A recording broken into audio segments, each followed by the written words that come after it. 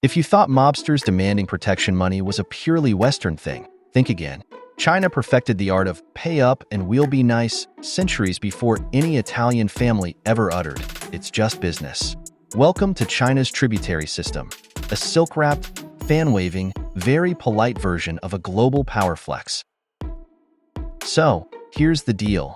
Your neighboring kingdom in China, aka the biggest kid on the block, offers you a friendly arrangement. You send over fancy gifts, aka tribute or membership fee, like gold, silver, spices, rare animals, and the finest local goods. In return, the Chinese emperor graciously recognizes your ruler as legit, sends back some even fancier gifts, silk, porcelain, tea, basically China's VIP merch, and, most importantly, promises military protection.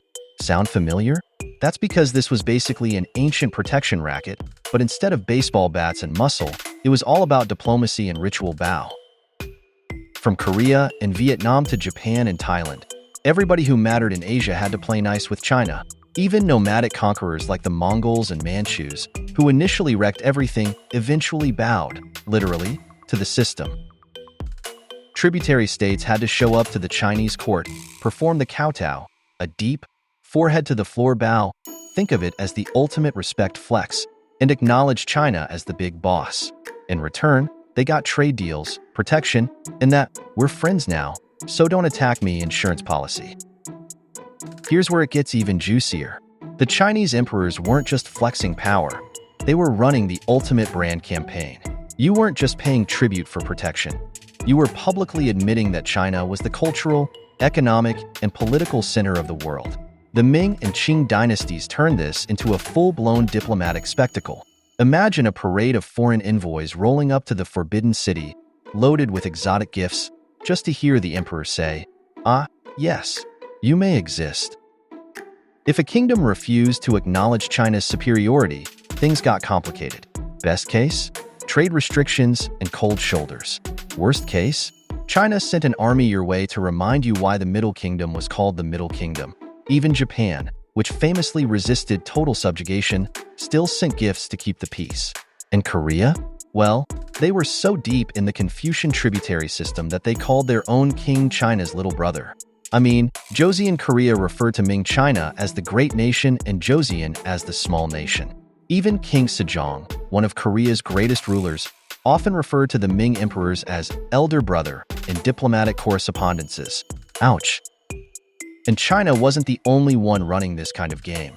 Turns out, this tribute model had legs and traveled west. This China's tribute model likely shaped European imperial tribute systems.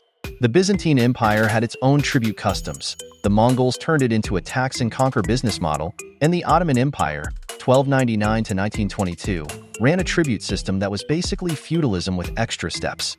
Unlike European feudal systems, where vassals had to send troops, China's version was all about optics and economics. The emperor wasn't interested in raising foreign armies. He wanted everyone to recognize his cosmic superiority. You played along, and in return, you got access to trade and didn't have to deal with the emperor flexing his military muscle on you. By the 19th century, the big European powers rolled in, and suddenly, China wasn't the only mafia boss in town. The Opium Wars, Western imperialism, and internal collapse meant the tributary system couldn't keep up. By the early 20th century, the system was officially done. But make no mistake, its influence didn't just vanish. Even today, echoes of the tributary mindset exist in modern geopolitics. Trade relations. Call it diplomacy, call it influence, or call it the classiest ancient protection racket in history. China's tributary system was the power move of its time. Forget gangsters in suits. The real OGs of influence didn't need guns or threats. They ruled from dragon-carved thrones, dressed in silk, and had entire nations groveling at their feet. Now that's how you run a global empire.